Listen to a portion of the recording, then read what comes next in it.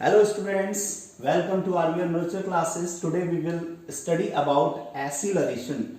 What is acceleration? Acceleration क्या होता है? तो acceleration बेटा वो होता है जैसे अगर हाईवे मिल जाता है तो हमें क्या करनी पड़ती है, स्पीड को बढ़ानी पड़ती है। तो स्पीड को बढ़ाने के लिए क्या करना पड़ता है, एक्सीलरेट करना पड़ता है। वहीं अगर कोई ब्रेकर आ जाता है तो क्या करना पड़ता है, स्पीड को कम करना पड़ता है। तो वहाँ स्पीड को कम करने के लिए क्या करना पड़ता है, घटाना पड़ता है। तो बढ़ाने के लिए बेटा एक्सीलरेशन कहते हैं और कम करने के लिए रिटार्डेशन कहते हैं। इसके अलावा रिटार्डेशन के अलावा हम दूसरे नाम भी कह सकते हैं नेगेटिव एक्सीलरेशन। क्या कह सकते हैं, नेगेटिव एक्सीलरेशन और डेसिलरेशन। तो ये तीन नाम हैं घटाने को, स्पीड घटाने के लिए डेसिलरेशन, नेगेटिव एक्सीलरेशन और रिटार्डेशन। लेकिन बढ़ाने के लिए क्या है, एक्सीलरेशन। अगर चाहो तो पॉजिटिव एक्सीलरेशन बोल सकते हो। ठीक है, तो समझ में आया कि कोई भी स्पीड जो है या तो घटाई जा सकती है या बढ़ाई जा सकती है। बढ़ाने को पॉजिटिव एक्सीलरेशन, घटाने को रिटार्डेशन, नेगेटिव एक्सीलरेशन और डेसिलरेशन। तो इसका मतलब हमें समझ में आया, एक्सीलरेशन हो या डेसिलरेशन हो, दोनों में ही क्या होती है, वेलोसिटी चेंज। तो चेंज इन वेलोसिटी क्या, और अगर हम वेलोसिटी को चेंज कर रहे हैं तो कुछ टाइम भी लग रहा होगा। तो टाइम लग रहा है और वेलोसिटी चेंज हो रही है, उसी को क्या कहते हैं, एक्सीलरेशन। जैसे मान लो हम क्या थे, 10 की स्पीड पर चल रहे थे। किसकी स्पीड पर चल रहे थे, 10 की पर। हमने कहा स्पीड को थोड़ा बढ़ाया जाए क्योंकि क्या आ गया है, हाईवे। तो हमने स्पीड कर दी 30। तो 10 से हमने कितना बढ़ाया, यही तो हमें देखना होता है एक्सीलरेशन में, कितना एक्सीलरेट किया। तो हमने पहले 10 पर चल रहे थे, फिर कितने पर कर दिया, 30 पर। तो कुछ टाइम लगा होगा, मान लो हमने बहुत जल्दी कर दिया 2 सेकंड में ही। तो उसका हमसे पूछा जा रहा है कि एक्सीलरेशन निकालो। तो जितना फाइनल वेलोसिटी क्या है हमारी, ये, और स्टार्टिंग में वेलोसिटी क्या थी, ये। तो इसको हम कह सकते हैं बेटा इनिशियल वेलोसिटी, और ये जो है हमारी क्या है, फाइनल। क्योंकि हमारी जो वेलोसिटी स्टार्टिंग में थी वो क्या थी, कम, और फाइनल में क्या हुई, ज्यादा। तो कितनी बड़ी बेटा, 10 से 30 में से 10 माइनस कर दो तो कितना बढ़ा, 20। लेकिन टाइम भी तो लगा है, जितना ज्यादा टाइम लगेगा उतना एक्सीलरेशन कम होगा। तो 2 सेकंड में हुई है, तो कितना एक्सीलरेट हुई है कोई भी बॉडी, 10 मीटर पर सेकंड स्क्वायर। तो अगर हम रिप्रेजेंट करना चाहें स्टार्टिंग की इनिशियल वेलोसिटी को, तो वो u से करेंगे, और फाइनल वेलोसिटी को किससे करें, v से, अपॉन ये क्या है, टाइम। तो ये आपका एक्सीलरेशन का फॉर्मूला आ गया। चेंज इन वेलोसिटी को दिखाना है, वेलोसिटी को बदलते हुए दिखाना है, तो फाइनल वेलोसिटी में से इनिशियल वेलोसिटी को माइनस करना पड़ता है, लास्ट की वेलोसिटी में से स्टार्टिंग की वेलोसिटी को माइनस करना पड़ता है, तो आ जाता है आंसर। अब बात आती है इसकी एसआई यूनिट एक्सीलरेशन की कैसे निकालें। तो एक बात बताओ, ये जो है चेंज इन वेलोसिटी, ये क्या है, वेलोसिटी में बदलाव। तो ये बताओ वेलोसिटी की एसआई यूनिट क्या होती है, मीटर पर सेकंड, सही बात है।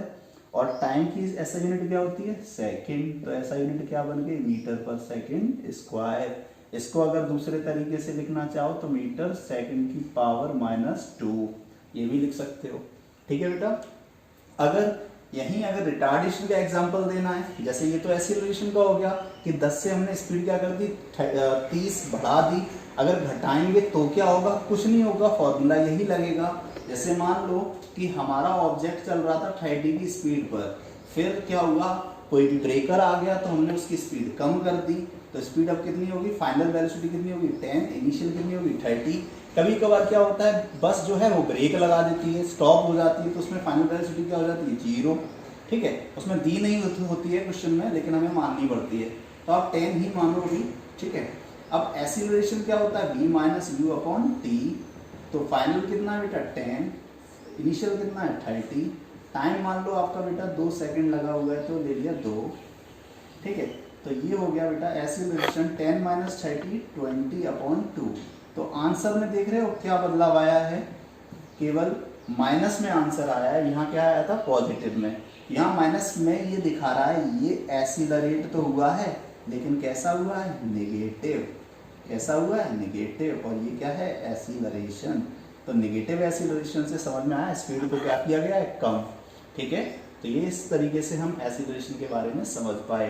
एक एक्सीलरेशन का और क्वेश्चन है, फॉर्मूला है एक्सीलरेशन से रिलेटेड।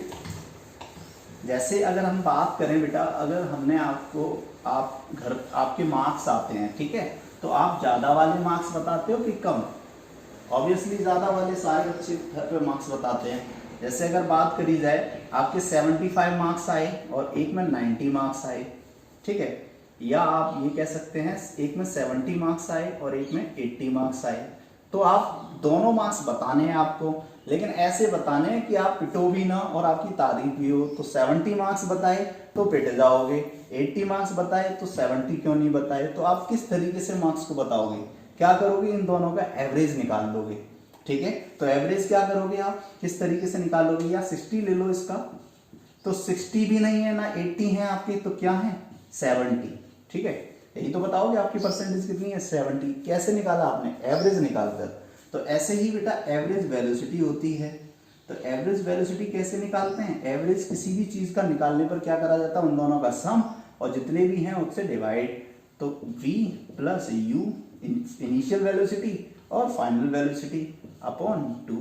तो इस तरीके से किसी भी वेलोसिटी का एवरेज निकालने के लिए ये फॉर्मूला होता है। एवरेज वेलोसिटी को रिप्रेजेंट करने के लिए v bar v plus you upon 2, ये एवरेज वेलोसिटी का फॉर्मूला हो गया। किसी भी चीज का एवरेज निकालने के लिए अगर दो चीज हैं तो दो को सम करो और 2 से डिवाइड कर दो, तो इस तरीके से निकाल सकते हैं। इसकी जो है जो मदद होगी, इसकी जरूरत जो पड़ेगी वो हमें डिराइव करने में जरूरत पड़ेगी, जब हम इक्वेशन को क्या कर रहे होंगे, डिराइव। जो मोशन की 3 इक्वेशन है वो हम अपनी अगली वीडियो में अपलोड करेंगे, ठीक है। इस चैनल को सब्सक्राइब करें, लाइक करें, कमेंट करें, शेयर करें, ताकि और भी बच्चे इसको पढ़ पाएं, समझ पाएं, ठीक है।